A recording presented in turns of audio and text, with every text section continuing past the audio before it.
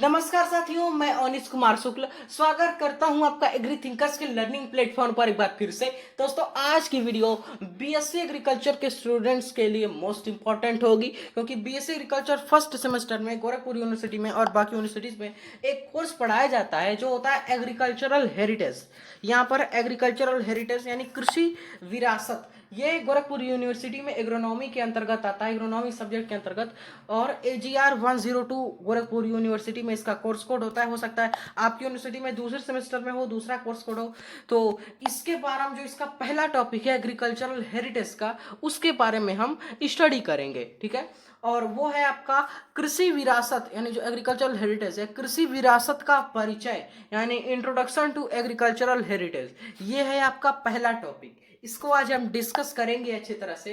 देखिए, विरासत विरासत मतलब क्या कि कृषि विरासत ऐसी जानकारियां जो यानी प्राचीन समय में लोग किया करते थे, कृषि जिन तरीकों से, जो उनके कृषि करने का जो तरीका था, जो विधियां थी, वो इसमें हम पढ़ रहे हैं।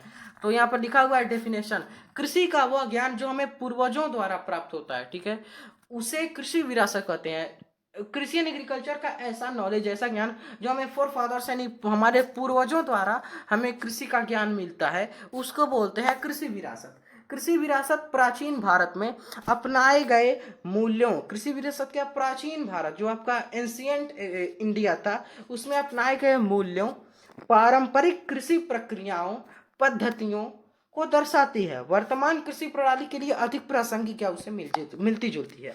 आमतौर पर इतिहास जो है वो अतीत की घटनाओं का रिकॉर्ड रखता है। देखिए, कुछ स्टूडेंट्स जो हैं वो कंफ्यूजन रहते हैं कि भाई अर्थ हिस्ट्री और हेरिटेज यानी विरासत और आपका इतिहास में क्या अंतर है।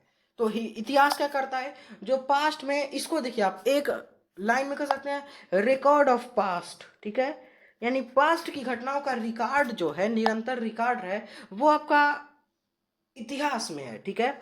जबकि विरासत में क्या है, देखिए, एक पीढ़ी से दूसरी पीढ़ी में जो धरोहर के रूप में मूल्य मिले, तो यहाँ पर धरोहर के रूप में जो मूल्य मिले होते हैं, एक पीढ़ी से दूसरी पीढ़ी पर जो कृषि का जो ज्ञान जाता है, उसको ही कहते हैं कृषि विरासत, ठीक है, यानी एग्रीकल्चरल हेरिटेज।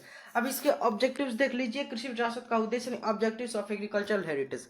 इसमें पहला पॉइंट देखिए क्या लिखा हुआ है यहाँ पर, प्रकृति के अनुकूल कृषि पद्धतियों की पहचान करना और उनकी संस्थागत सहायता करना।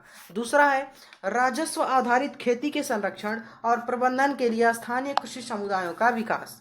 अब यहाँ पर मैंने एक इमेज लगाया हुआ है एग्रीकल्चरल हेरिटेज का, वो भी आप देख सकते हैं।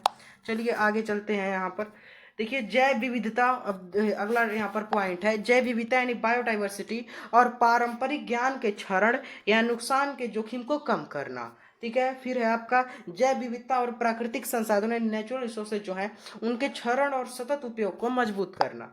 आगे है जलवायु परिवर्तन के प्रति संवेदनशीलता को कम करना और सतत कृषि ग्रामीण विकास को बढ़ावा देना। तो ये यहाँ पर आपका आज का टॉपिक खत्म होता है। यहाँ पर कुछ इंस्ट्रक्शन है, इनको आप फॉलो कर सकते हैं।